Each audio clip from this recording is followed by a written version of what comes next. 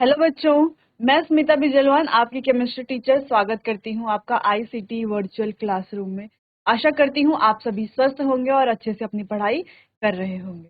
चलिए, तो आज हम पढ़ने जा रहे हैं क्लास 11th केमिस्ट्री का chapter some basic concept of chemistry.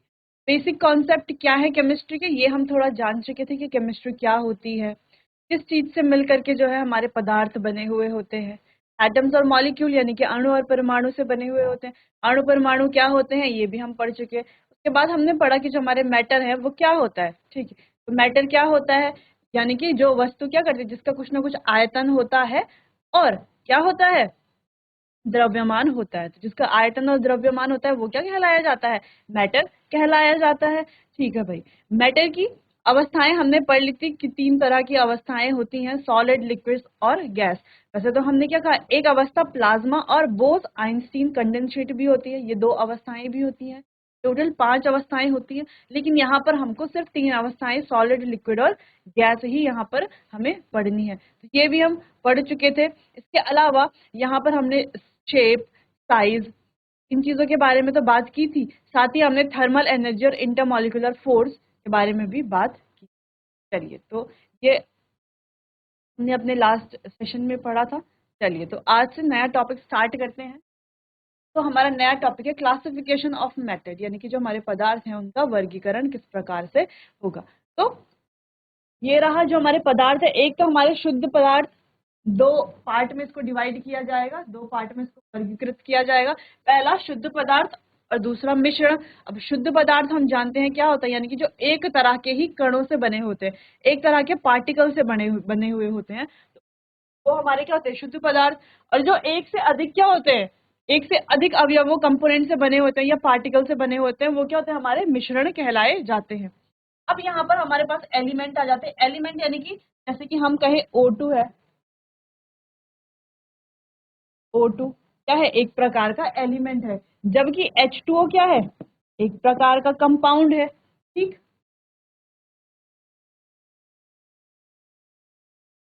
साथ में H2 हम कहें, ये भी क्या है, एलिमेंट है। अगर हम कहें CO2, ये क्या है, पाउंड है। ठीक, ये डिफरेंस है तत्व में और यौगिक में। तत्व में और यौगिक में, तत्व यानी कि जो एक प्रकार के पार्टिकल से बने हुए होते हैं। यहाँ पर क्या है, देखो हमें अलग अलग दिख रहे हैं, है ना, ये क्या हो जाता है, हमारा कंपाउंड हो जाता है।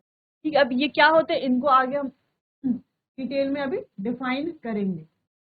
इसके अलावा हमारे पास 2 तरह के मिश्रण होते हैं, एक होमोजीनियस मिश्रण और एक हमारे हेट्रोजीनियस। होमोजीनियस यानी कि समांगी मिश्रण और दूसरे हमारे विषमांगी मिश्रण। ठीक, अब समांगी मिश्रण और विषमांगी मिश्रण क्या होते हैं, देखो समांगी मिश्रण यानी कि जो क्या होते हैं, यूनिफॉर्म तरीके से क्या हो जाते हैं, डिसॉल्व हो जाते हैं। यूनिफॉर्मली डिसॉल्व, जैसे कि हम कहें हमारा सॉल्ट सॉल्यूशन है ना, नमक और जल का, लवण और जल का अगर हमारे पास कोई विलयन है तो वो किस प्रकार का विलयन होगा, वो हमारा होमोजीनियस होगा। क्या होगा, होमोजीनियस होगा। इसी को ही क्या कहा जाता है, सॉल्यूशन भी कहा जाता है। इससे ही क्या बनता है हमारा सॉल्यूशन, यानी कि विलयन बनता है। इससे बनता है, जो हमारे होमोजीनियस के कंपोनेंट होते हैं क्या बनता है, हमारा विलयन बनता है। ठीक, सॉल्यूशन बनता है। ये हम क्लास 12th में आगे पढ़ने वाले हैं। ठीक, अब हेट्रोजीनियस मिक्सचर क्या होता है, जो नॉन यूनिफॉर्म होता है। क्या होता है, नॉन यूनिफॉर्म। जैसे हम कहें फ्रूट सैलेड।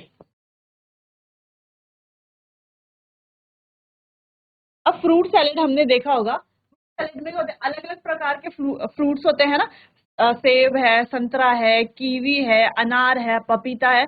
अलग अलग क्या है, एक बोल में अलग अलग फ्रूट्स रखे हुए हैं। तो ये किस प्रकार का मिश्रण है, तो ये एक मिश्रण, अलग अलग फ्रूट्स का क्या है, मिश्रण है। लेकिन कैसा मिश्रण है, यहाँ पर देखो हम एक एक जो कंपोनेंट है उसको अलग अलग देख पा रहे हैं, यानी कि पपीता, सेब, आम, अनार, सारे कंपोनेंट हमें अलग अलग दिख रहे हैं। हमें जो खाना हो हम उठा के खा लेते हैं। ठीक, तो सारे जो अवयव है वो अलग अलग हमें दिख रहे हैं। तो ये क्या होता है, हमारा हेट्रोजीनियस मिक्सचर होता है। ठीक, यहाँ पे क्योंकि हमें क्या है, सारे अवयव अलग अलग दिख रहे हैं। अगर हम मिल्क शेक की बात करें, मिल्क शेक, उसमें अगर हमने अलग अलग फ्रूट्स डाले और मिल्क डाला और उनका एक शेक बनाया है, तो क्या हम वहां पर जो है फ्रूट्स को और मिल्क को अलग अलग कर पाते हैं, अलग अलग देख पाते हैं? नहीं, वो सब क्या होता है, अच्छे से घुल जाता है एक साथ। तो मिल्क शेक जो है उस प्रकार के क्या होंगे, होमोजीनस टाइप का क्या होगा, वो एक सॉल्यूशन होगा। इसके अलावा जैसे हम कहें सैंड यानी कि रेत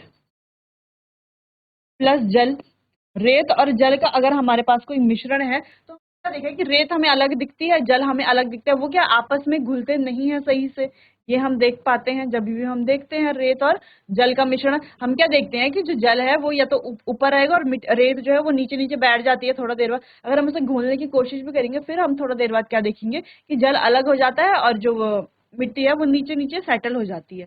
ठीक, तो इस प्रकार का जो मिश्रण है वो क्या होता है, हेट्रोजीनस मिश्रण कहलाया जाता है।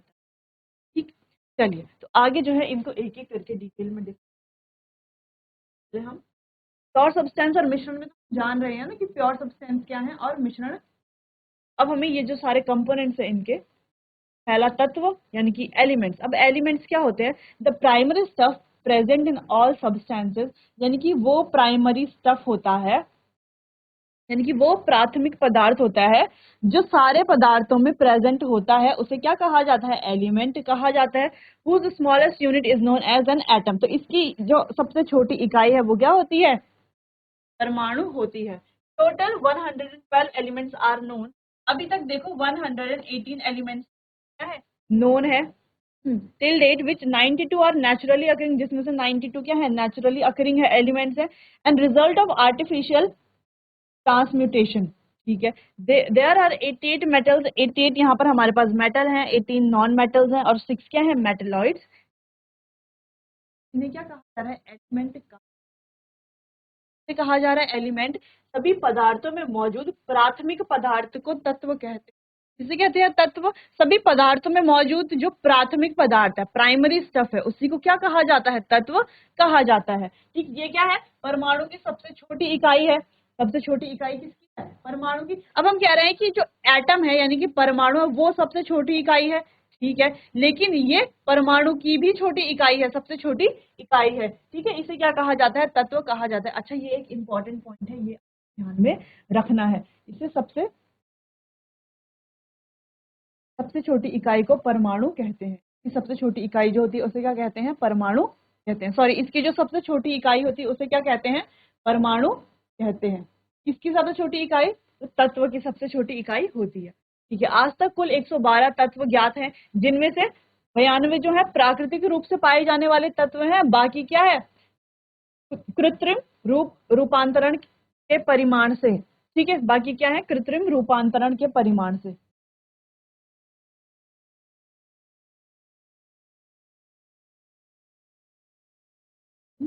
रूपांतरण के परिणाम, यानी कि बाकी क्या है, आर्टिफिशियल ट्रांसम्यूटेशन से।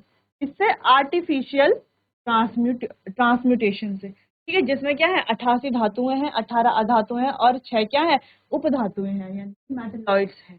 ठीक, चलिए तो ये था हमारा तत्व के बारे में। तत्व के बारे में अब आप नोट कर लीजिए, तत्व की जो डेफिनेशन है एग्जाम में पूछी जाती है कि एलिमेंट्स को डिफाइन कीजिए, तो आप क्या इसमें लिखेंगे, तो ये सब आपको यहाँ पर लिखना है। चलिए तो इसे नोट कर लीजिए, फिर आगे बढ़ते हैं।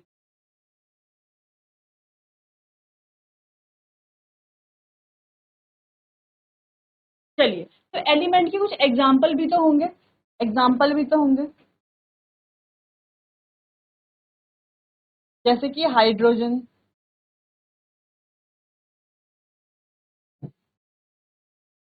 कार्बन,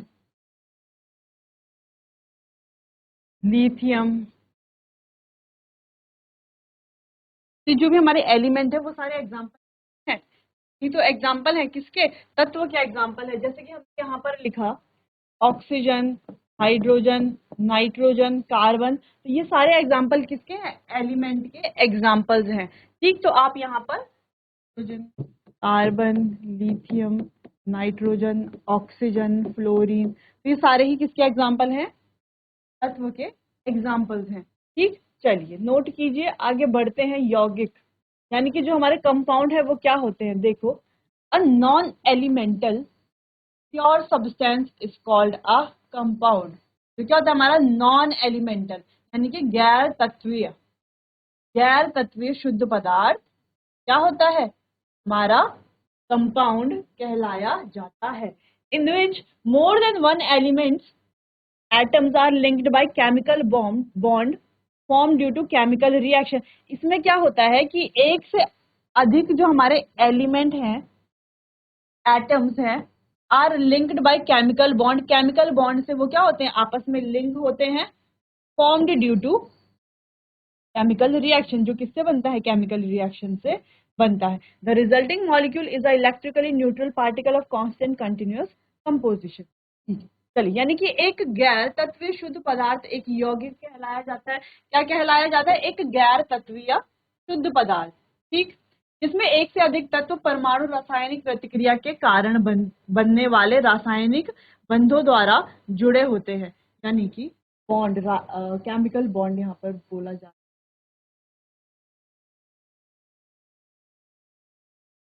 अब इसके एग्जाम्पल क्या है एग्जाम्पल जैसे कि H2O या हम कहें NaCl सोडियम क्लोराइड। इस प्रकार से जो एग्जाम्पल ये हमारे कंपाउंड के एग्जाम्पल है। क्या है नॉन एलिमेंटल है क्या है प्योर सब्सटेंस है। इन्हीं कंपाउंड कहा जाता है जिसमें one elements atom are linked by chemical bond. देखो केमिकल बॉन्ड से ही तो ये NaCl है तो कैसा होता है NaCl देखो Na इसके बीच में बॉन्ड है तभी तो Cl बना। H2O कैसा होता है इनके बीच में बॉन्ड है तभी तो बना ना। जब इनके बीच में बॉन्ड है तभी तो H2O बना। अगर हम CO2 की बात करें तो उनके बीच में भी बॉन्ड है तभी तो CO2 बना ठीक। चलो इसे ही क्या कहा जाता है कंपाउंड कहा जाता है। बेसिक है ये आप नोट कर लीजिए फिर हम आगे बढ़ते हैं।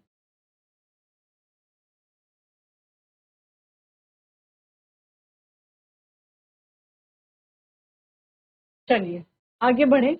अगला है हमारे पास मिक्सचर यानी कि मिश्रण। अब मिक्सचर क्या होता है चलिए देखते हैं। Mixture are the aggregate of more than one type of pure substance whose chemical identity remains mentioned even in mixtures। देखो क्या होते हैं एग्रीगेट क्या होते हैं aggregate of more than one type of pure substance. एक से अधिक प्रकार के शुद्ध पदार्थों का क्या होता है ये समुच्चय होता है। एक से अधिक शुद्ध पदार्थों का समुच्चय होता है ठीक है। whose chemical identity remain maintained even in mixtures। तो जिसकी जो केमिकल आइडेंटिटी है वो किसमें रहती है मिक्सचर्स में भी होती है ठीक। ये क्या होते हैं रेशियो में होते हैं। देयर कॉन्स्टिट्यूएंट रेशियो में वेरी अनलाइक कंपाउंड। इनकी जो रेशियो है वो क्या हो सकता है अलग अलग हो सकता है कंपाउंड की तरह नहीं। जैसे कंपाउंड में तो रेशियो क्या है सेम है। ये रेशियो जैसे H2O NaCl ये तो इनका सेम रेशियो होता है।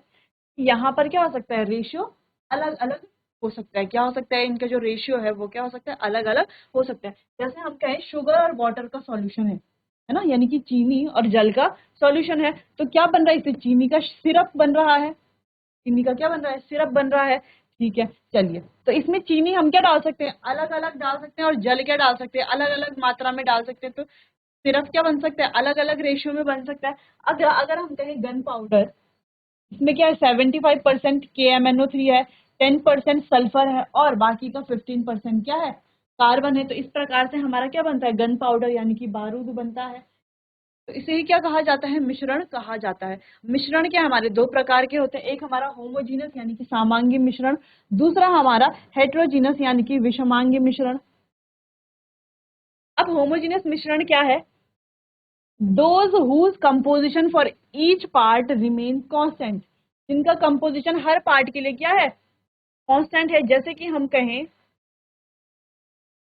जल और चीनी का सॉल्यूशन है जल और चीनी का सॉल्यूशन है ठीक है। जल और चीनी का हमने एक विलयन बनाया। अब हमने जल और चीनी क्या कर दी उसमें अच्छे से घोल दिया ठीक है। अगर हमने उसमें से एक चम्मच इस प्रकार से हमने एक बीकर में जल और चीनी का सॉल्यूशन बना दिया तो ये क्या है हमारा जल और चीनी का सॉल्यूशन है। अब हम अगर इससे एक चम्मच क्या निकाल देंगे ये सॉल्यूशन निकालेंगे तो ये जो एक चम्मच जो जल और चीनी का सॉल्यूशन है इसको अगर हम टेस्ट करेंगे तो ये भी उतना ही मीठा होगा।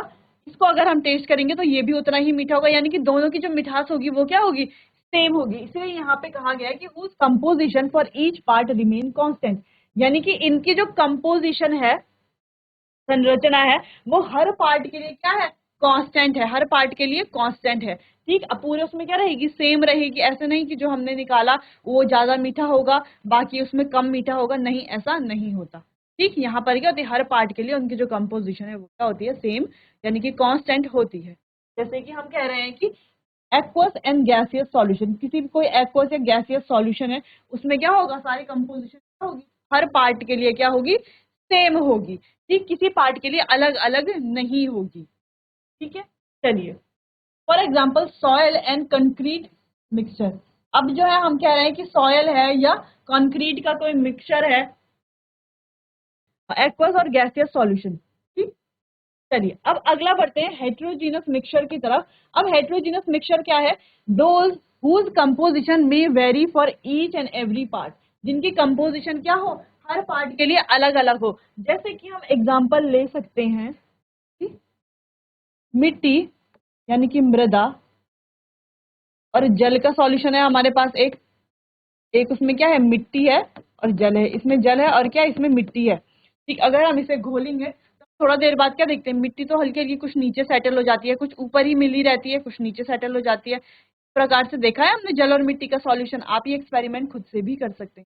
ठीक, तो हम क्या देखते हैं, जो मिट्टी है वो क्या हो जाती है, नीचे नीचे की तरफ सेटल होने लग जाती है, पेंदी में आ जाती है। ठीक, और कुछ मिट्टी जो है ऊपर घुली हुई रहती है, कुछ घुली हुई रहती है, कुछ नीचे आ जाती है। ठीक, अगर हम क्या करेंगे, एक चम्मच क्या निकालेंगे, यहाँ से जल और मिट्टी का सॉल्यूशन निकालेंगे, तो हम क्या देखेंगे, उसकी जो कंपोजिशन है अलग है। हो सकता है उसमें पानी ज्यादा हो मिट्टी कम हो, या हो सकता है मिट्टी ज्यादा हो पानी ज्यादा हो। फिर अगर हम दूसरा चम्मच निकालेंगे तो उसमें भी क्या देखेंगे कि उसमें उसमें पहले चम्मच से अलग होगा।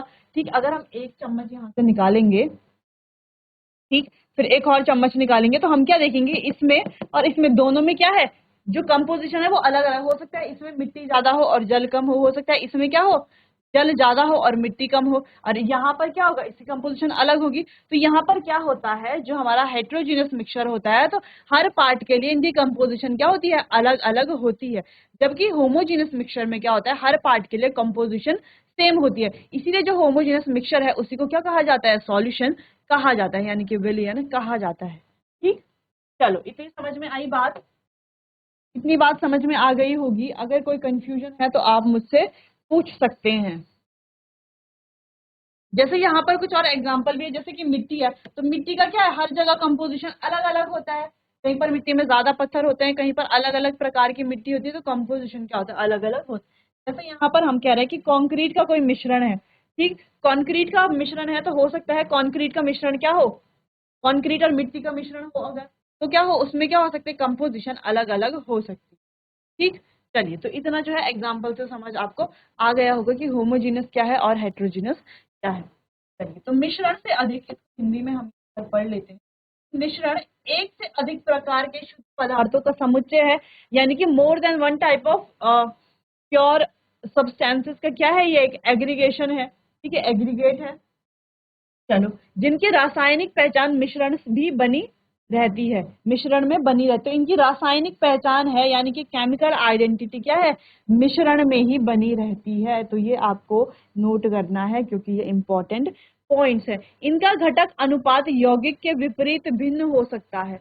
तो इनका जो घटक है और अनुपात है वो यौगिक के विपरीत हो सकता है, यानी कि कंपाउंड के विपरीत भिन्न हो सकता है, अलग हो सकता है। ठीक है, उदाहरण के जैसे चीनी और पानी का सॉल्यूशन है, ठीक, बारूद है, तो दोनों में क्या होते हैं, अलग अलग देखने को मिलता है हमें। ठीक है, चलिए, अब यहाँ ये क्या होते हैं, दो प्रकार के होते हैं, एक होते हैं हमारे समांगी और एक होते हैं हमारे विषमांगी। समांगी वे होते हैं जिनके प्रत्येक भाग की संरचना स्थिर होती है, इनके प्रत्येक भाग की संरचना क्या होती है, स्थिर होती है। जैसे कि हमने जलीय और गैसीय कोई घोल है, तो उनके हर पार्ट की जो संरचना है, कंपोजिशन है, वो क्या होती है, सेम होती है।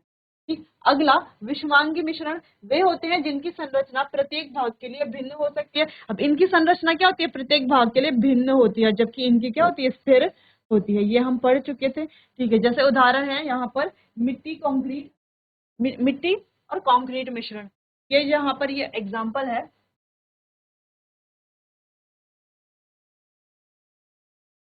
ठीक, तो अब हम अच्छे से समझ गए कि हेट्रोजीनस मिक्सचर क्या है हमारे और होमोजीनस मिश्रण क्या है। आगे बढ़ते हैं। आगे हमारा होमोजीनस और हेट्रोजीनस मिक्सचर वही यहाँ पर लिखा हुआ है जो पीछे लिखा हुआ था, जैसे रेन वाटर। अब रेन वाटर यानी कि जो हमारा वर्षा का पानी है वो क्या है, हर पार्ट के लिए सेम है, यानी कि कहीं पर भी वर्षा का पानी होगा तो वो क्या होगी, उसकी कंपोजिशन सेम होगी। जैसे विनेगर है, ठीक, जैसे यहाँ पर क्या है, सी वाटर है, खारा पानी। यहाँ पर पिज्जा है, तो पिज्जा में भी हमने देखा किसी स्लाइस में जो है सब्जियां ज्यादा रहती हैं, किसी स्लाइस में चीज ज्यादा रहता है। ठीक है, तो अलग अलग पार्ट में क्या होता है, कंपोजिशन अलग अलग होता है। ठीक है, यानी कि अलग अलग संरचना होती है। तो इस प्रकार से होमोजेनस मिक्सचर और हेट्रोजेनस मिक्सचर हमारा होता है। तो यहाँ से जो है आप ये पूरा नोट कर लेंगे। होमोजेनस जो मिक्सचर है, होमोजेनस मिक्सचर और हेट्रोजेनस मिक्सचर, इनकी डेफिनेशन आप दोनों यहाँ पर क्या कर लेंगे, दोनों ही डेफिनेशन नोट कर लेंगे और मिश्रण की भी डेफिनेशन नोट कर लेंगे। साथ ही आप इनके एग्जाम्पल भी नोट कर लेंगे। हमें क्वेश्चन हेट्रोजेनस मिश्रण और होमोजेनस जो मिश्रण है उनमें डिफरेंशिएट करने के लिए आ सकता है। चलिए तो नोट कीजिए, फिर हम आगे बढ़ेंगे।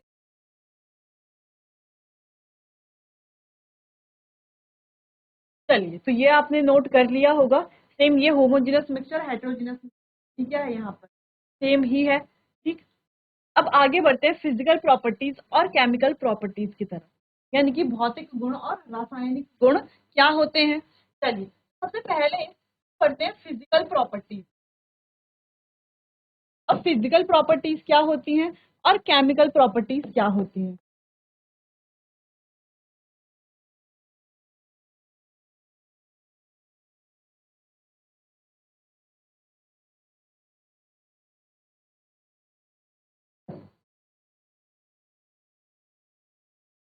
इसके बाद हम इनकी मेजरमेंट्स के बारे में पढ़ेंगे।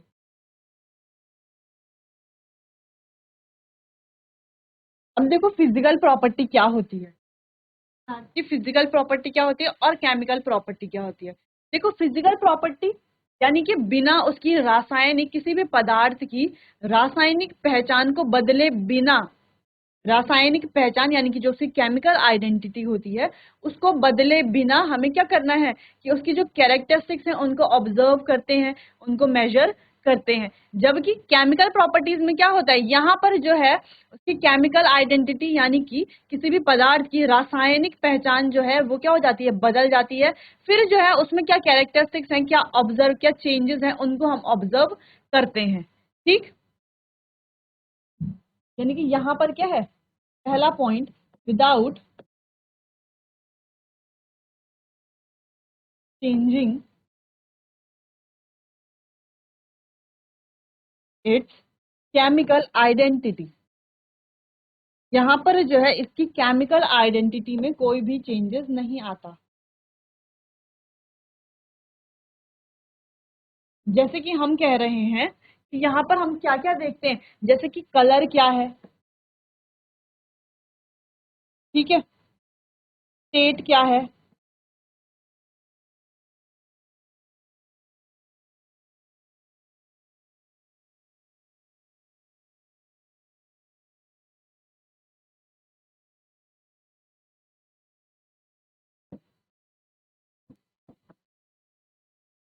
मेल्टिंग एंड बॉइलिंग पॉइंट क्या है,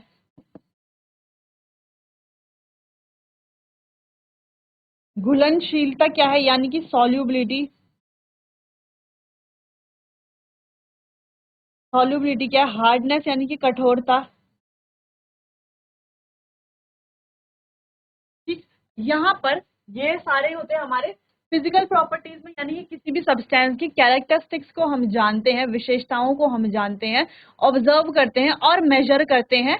ठीक, बिना उसकी जो रासायनिक पहचान है उसको, बिना उसको उसके बदले, ठीक है, उसको बिना बदल के, मतलब इसमें कोई भी बदलाव नहीं आता जो इसकी केमिकल आइडेंटिटी है यानी कि रासायनिक में कोई भी बदलाव नहीं आता। जैसे कलर या स्टेट, मेल्टिंग पॉइंट क्या है, बॉइलिंग पॉइंट क्या है, घुलनशीलता क्या है, कठोरता क्या है, ये सब हम जान सकते हैं यहाँ पर। ठीक, अब केमिकल प्रॉपर्टी में यानी कि यहाँ पर जो है इसका केमिकल कंपोजिशन में क्या आ जाता है, चेंज आ जाता है, यानी कि केमिकल आइडेंटिटी जो इनकी रासायनिक पहचान है उसमें क्या आ जाता है, चेंज आ जाता है, बदलाव आ जाता है। ठीक, चलिए पहले फिजिकल प्रॉपर्टी नोट कीजिए, फिर केमिकल प्रॉपर्टीज को पढ़ते हैं।